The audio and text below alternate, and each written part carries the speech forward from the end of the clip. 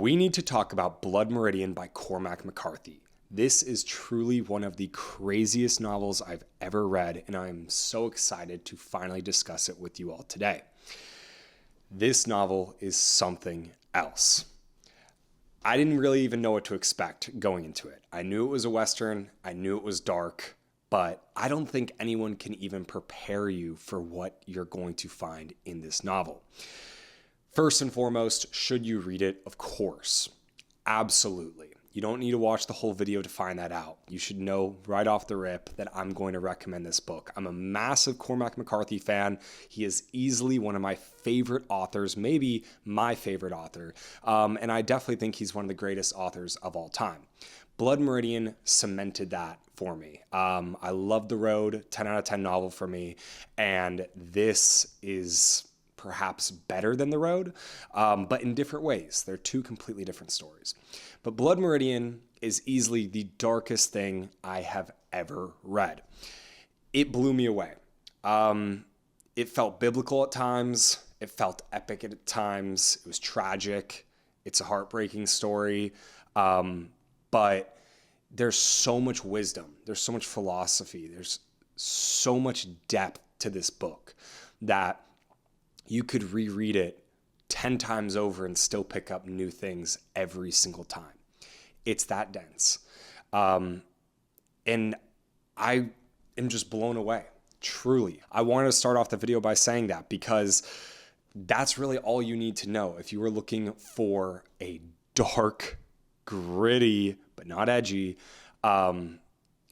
depthful book that demands your full attention and requires it, Blood Meridian is it, along with arguably one of the best characters in all of fiction, Judge Holden, or otherwise known as the Judge. So, for the story of this, you are going to be following multiple different characters, mainly the kid. That's really the only way he's described as just the kid. No name, just the kid. Classic Cormac McCarthy thing to do. You also jump around to different members of the Glanton gang, which is kind of like a gang of outlaws, criminals, just really, really bad people doing terrible things in the Wild West. For those who do not know, this is a Western. I feel like most people know that, but this is definitely a Western. Not a traditional like hero Western though. Definitely not. Nothing traditional about this book. And then you also follow Judge Holden, which is this hulking figure. He's like 7 feet tall. I think he's like 24 stone or something like that. He's massive. That's how he's described in the book. Terrifying, hairless, bald, pale white skin, just this gigantic freak of nature who always smiles and is almost supernatural in a way. He's terrifying. And he is one of the scariest characters I have ever come across in my life.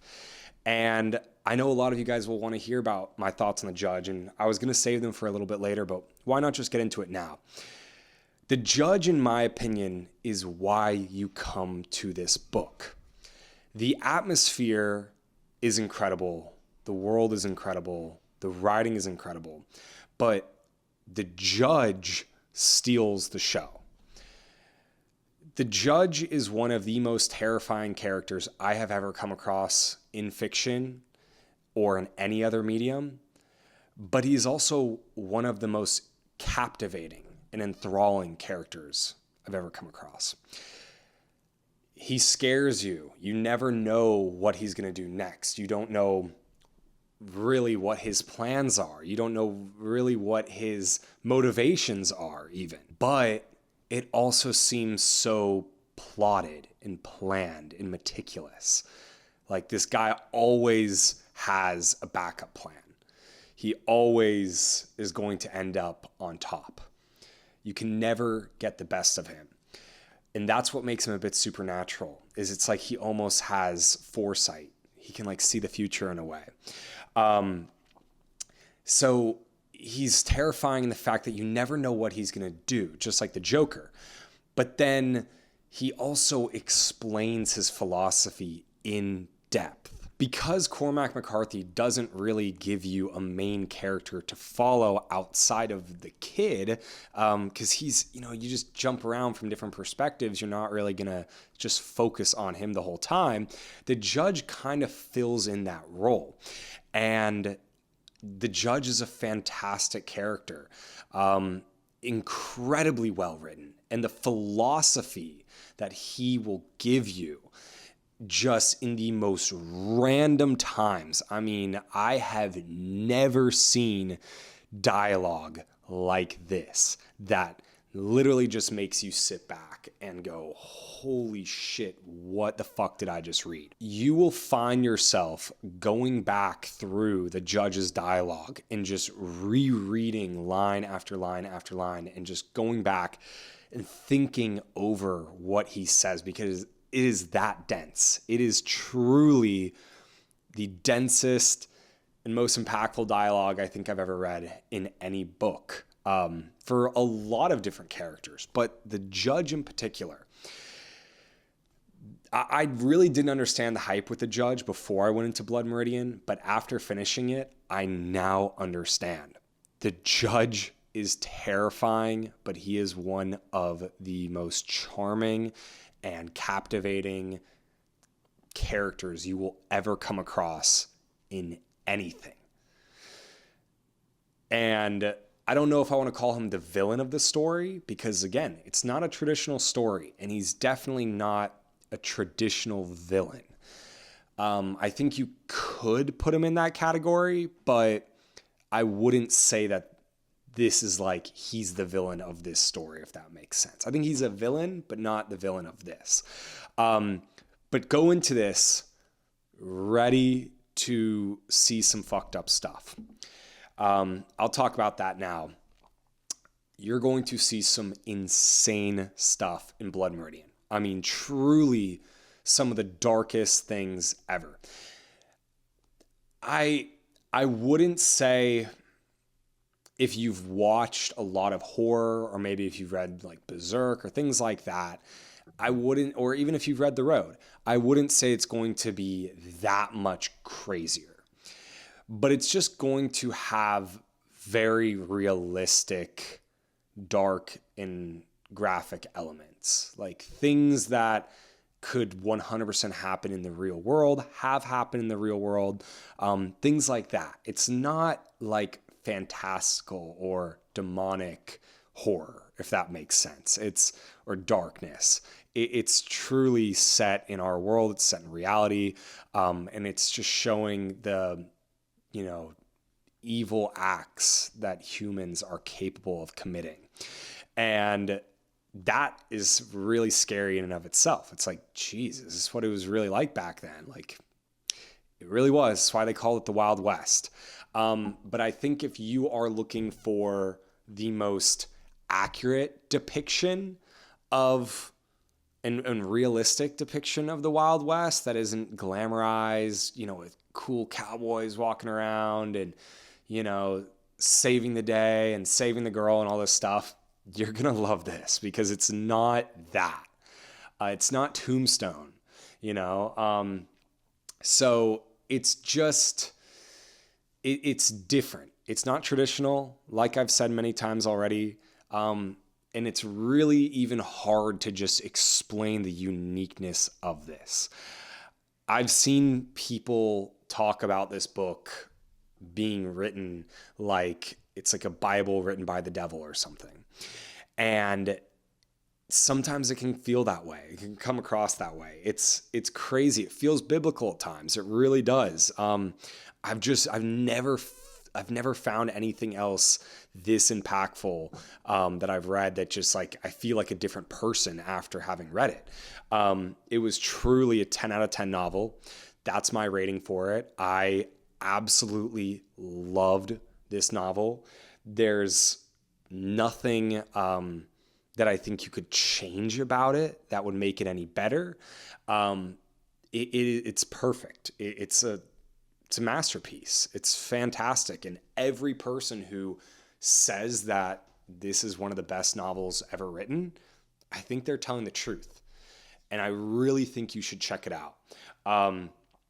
this novel is really going to blow you away. It's going to just change your perspective on a lot of things, especially the Wild West and even humanity.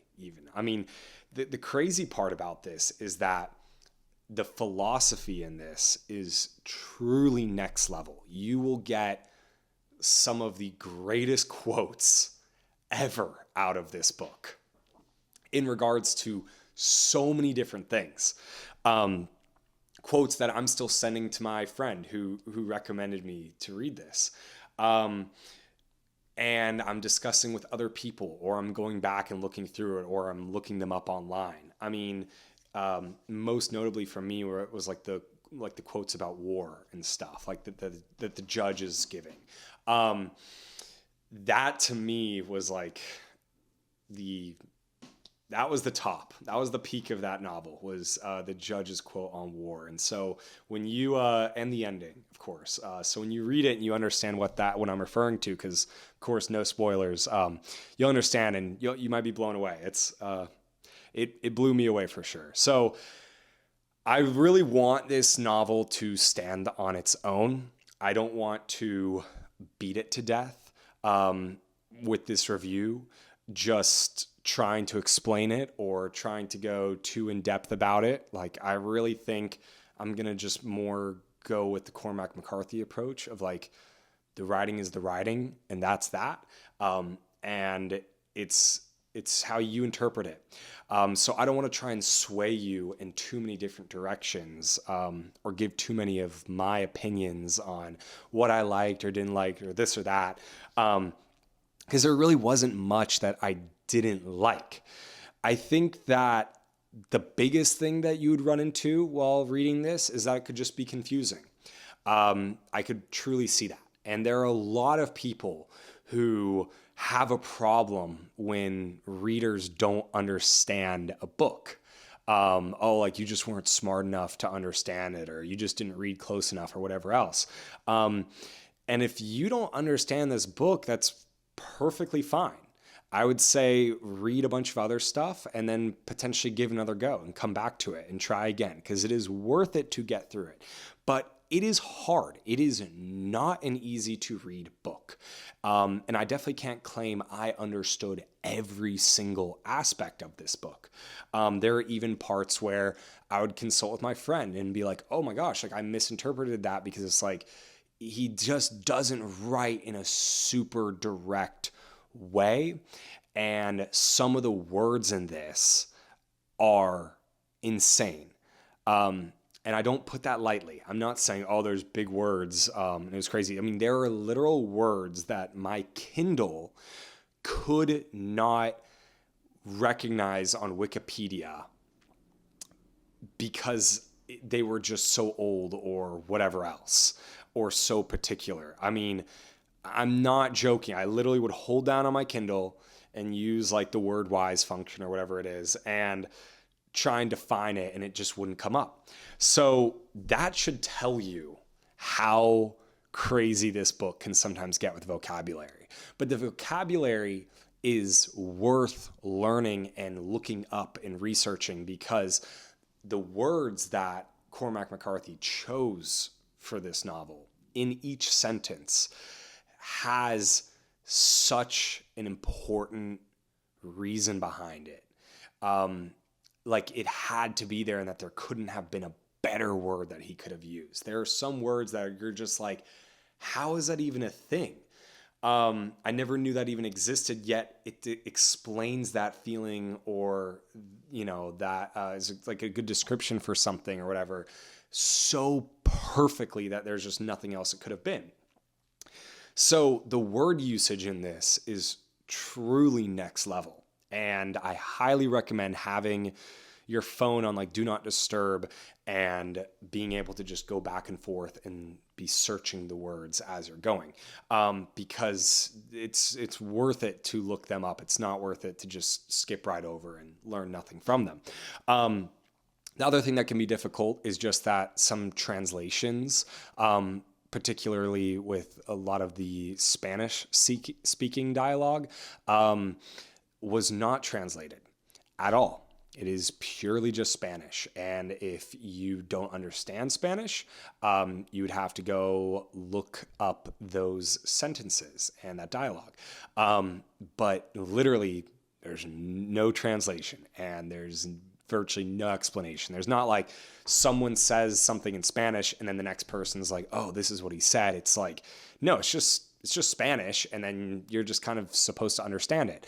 So no one told me that when I first went into this, but I thought it was quite interesting.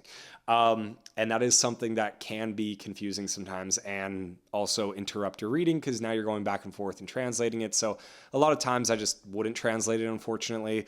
But I would say that it could be worth it. And on rereads, I probably would when I'm a little bit more patient and just kind of, like, oh, I've already read it. I can take more time with it, whatever.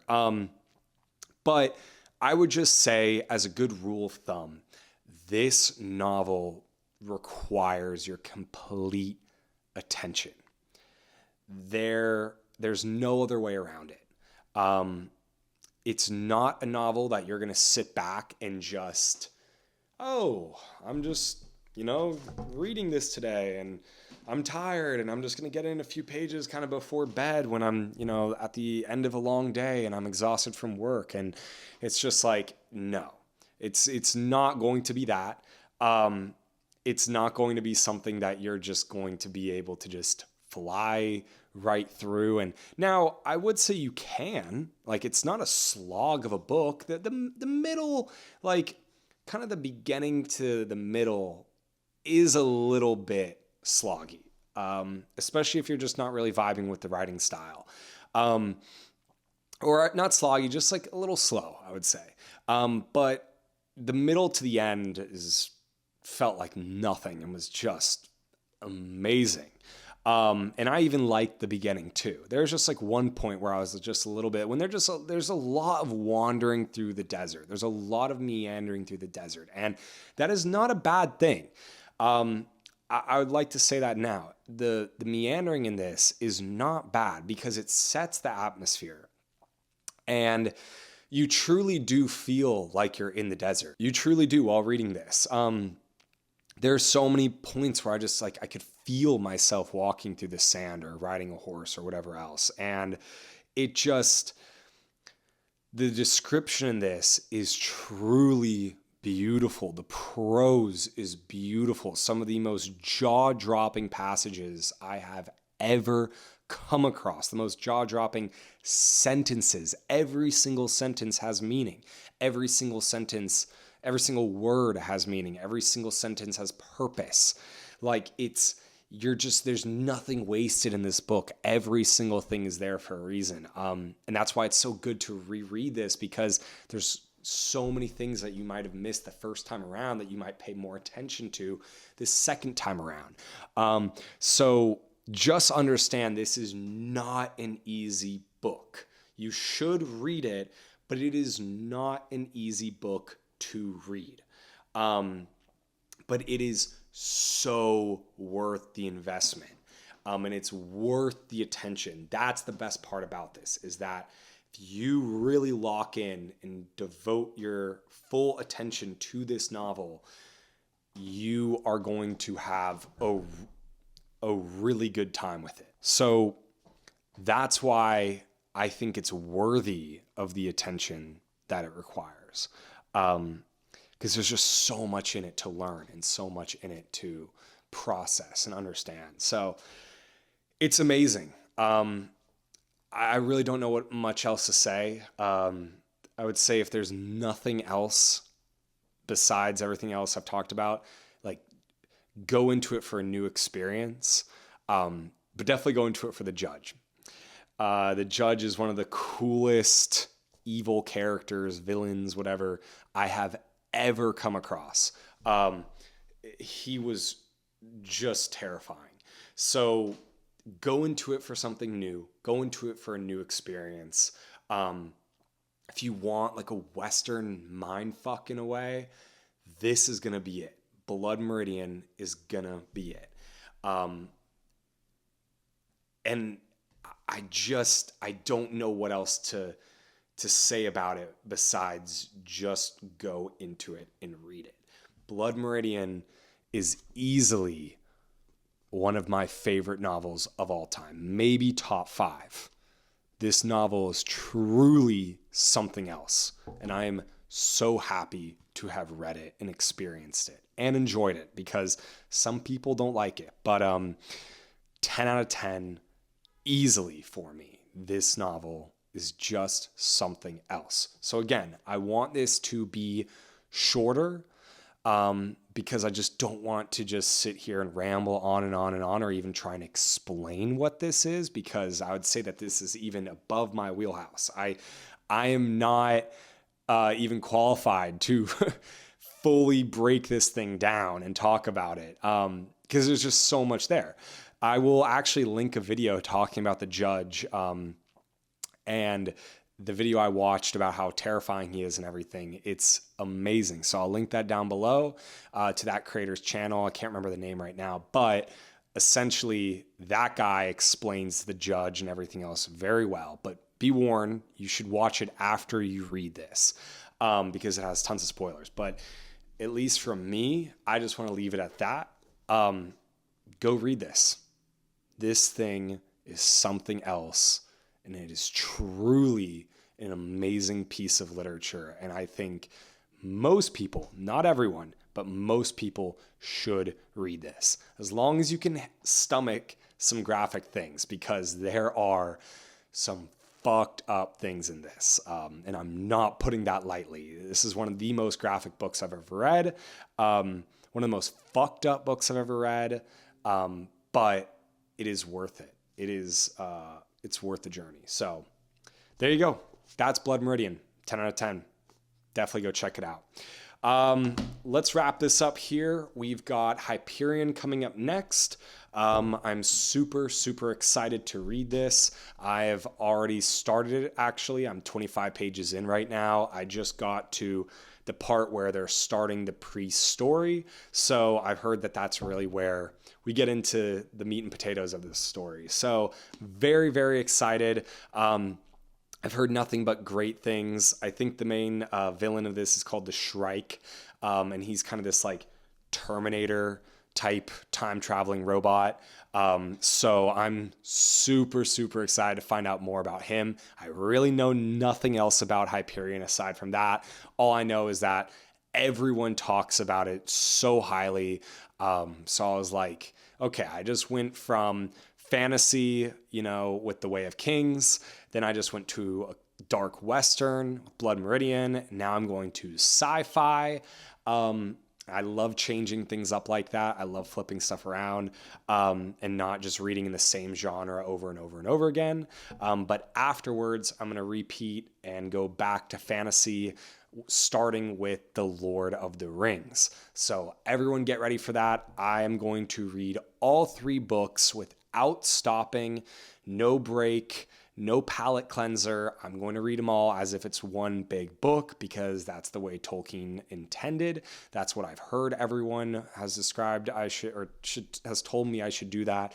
And then also, I do plan on listening to the audiobooks, because I think his name's Andy Serkis.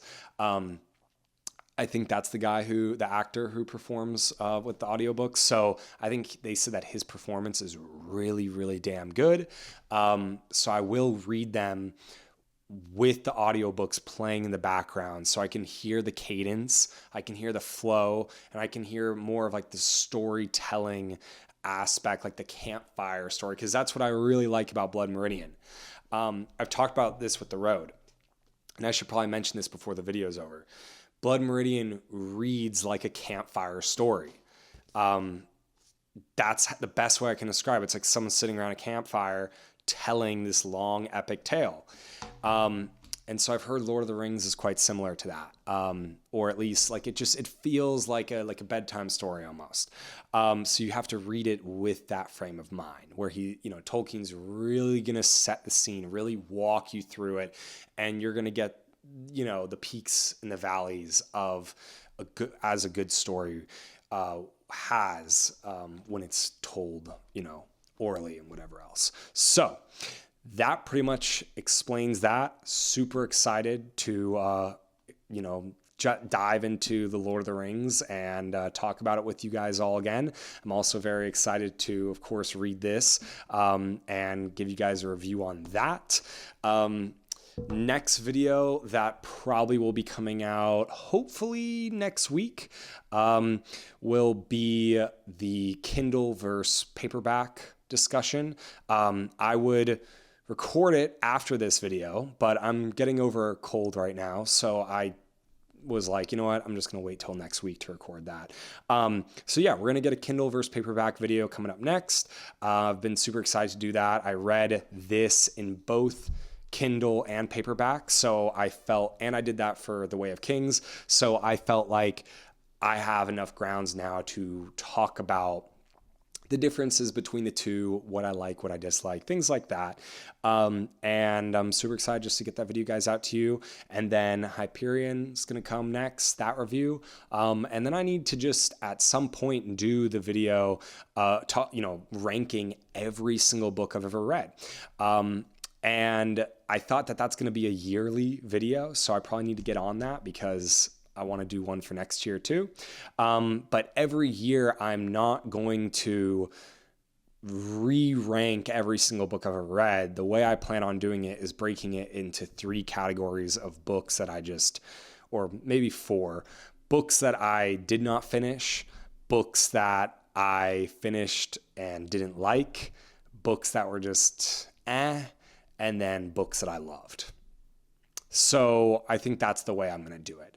And so I'm just every year, the way I'm going to recreate that video is just by adding new books to those piles and seeing where things are falling and seeing what is making it into that, love category, like 10 out of 10 category, that kind of thing. So that's how I plan on doing that video, but just want to give you guys an update on where things are going with the channel, and just going to keep reading books and getting videos out to you guys. Yeah, that's about it for me though. I'm really excited to, keep the ride going and providing more content for you guys. So that about does it for me and today's video, and I'll catch you guys next time. See ya.